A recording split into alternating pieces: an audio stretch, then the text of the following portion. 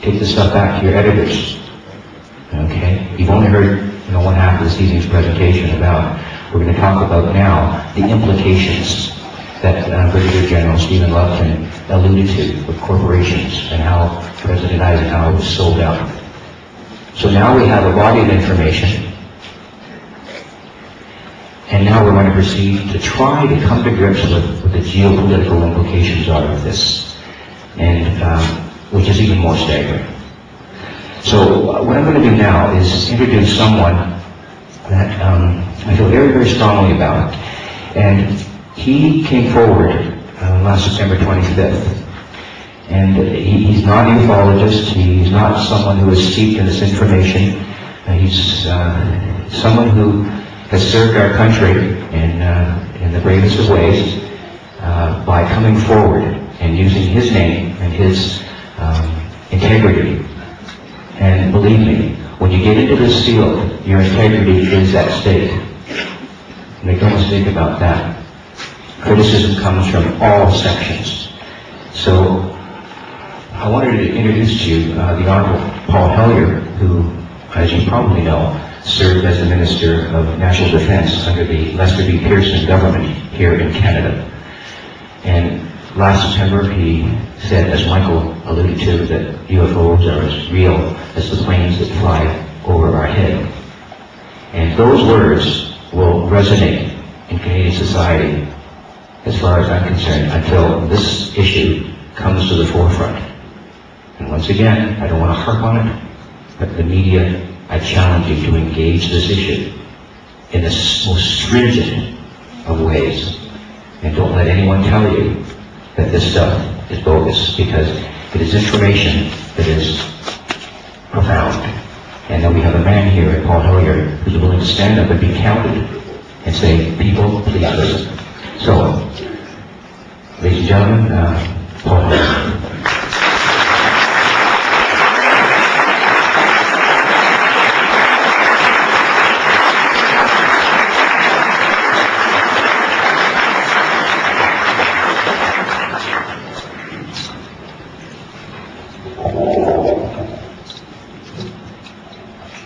Thank you, Victor, and thank you, ladies and gentlemen, for coming out tonight and learning more about what I consider to be one of the most important subjects facing the future of the world at the present time.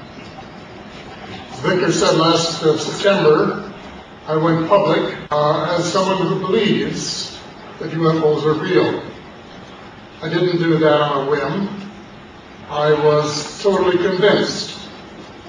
I read a book, which I would commend to any of you who are interested in the subject, written by Colonel Philip J. Corso, retired United States Army intelligence officer, who actually saw one of the cadavers and who was involved in feeding some of the wreckage from the Roswell crash into United States industry to be reverse engineered for the benefit of the United States military forces, the Army in particular, which was the force that he was working for, and also, as it turned out, for some of us.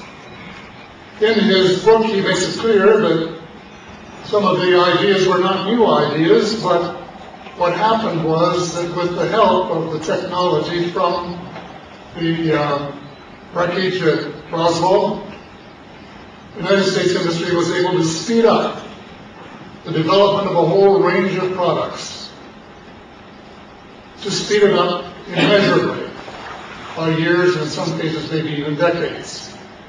And so this was something that really influenced me, and I told this story in September. I'll repeat it again.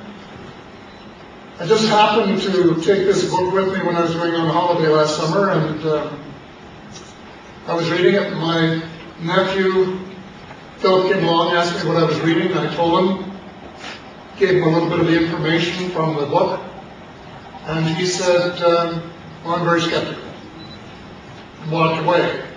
2 days later, he phoned me and said, I just talked to my friend, who's a retired general of the United States Air Force, and I mentioned the book to him, and he said, every word is true and more.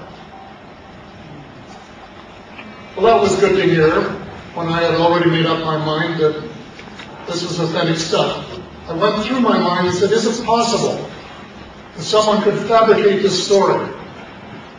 Is it possible that it could be like the life of Pi and that someone had just had such a wonderful imagination that they could put together all this stuff?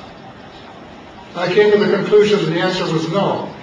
There were too many dates, too many real people that I knew about, and too many facts that were impossible to refute.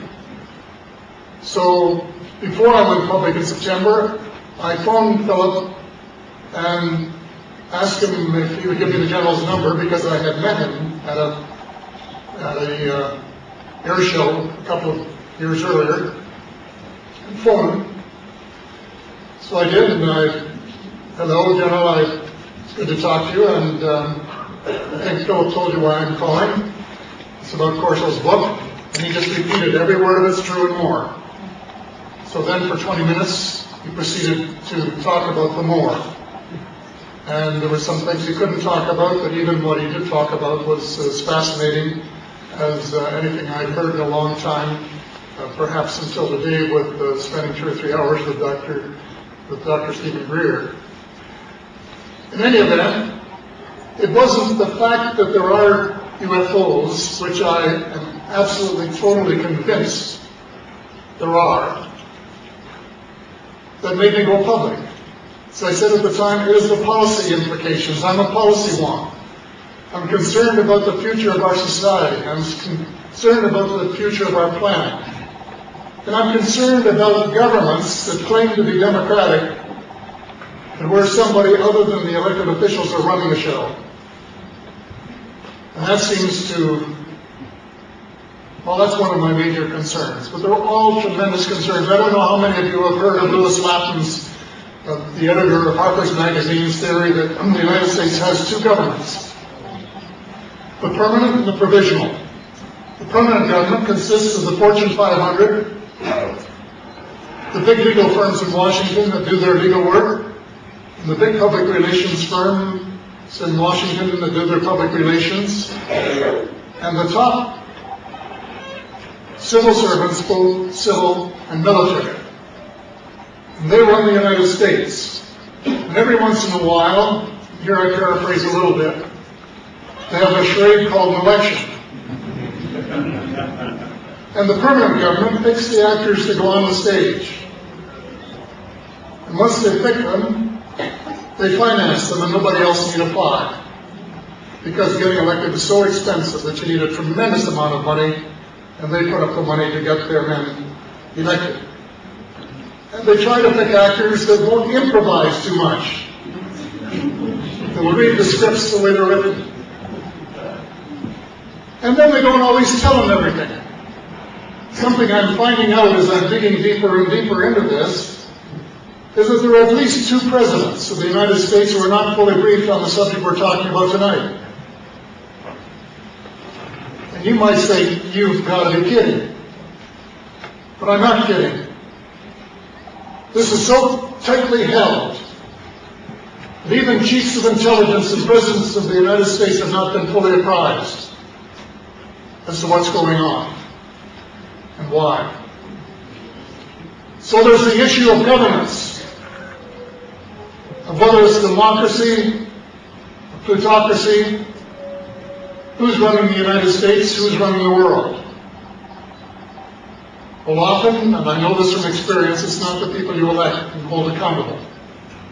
It's a lot of people who are unelected and not held accountable. And then the second major issue is the question of saving the planet literally. We've been talking about the Kyoto Agreement. Our government has shown a lack of enthusiasm for it. We can see the polar ice caps melting. There's evidence all around us that we're in danger if we don't do something. And it's just a question of time. It isn't a question of if, it's only a question of when.